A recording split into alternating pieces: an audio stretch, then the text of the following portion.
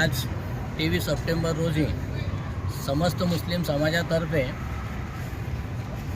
ज्या व्यक्तींनी पैगंबर मोहम्मद सल्लल्लाहु अलैहि वसल्लम यांच्या विरोधात अपशब्द वापरले आणि मुस्लिम समाजाला जीव मारण्याची धमकी देणाऱ्यांच्या विरोधात इम्तियाज जलील साहेब यांच्या नेतृत्वाखाली पूर्ण महाराष्ट्रातून तिरंगा रॅली काढण्यात येत आहे, जी अहमदनगर आणि पूर्ण महाराष्ट्रातून मुंबई मुख्यमंत्री, उपमुख्यमंत्री आणि गृहमंत्री यांना संविधान भेट देण्यासाठी निघाली आहे.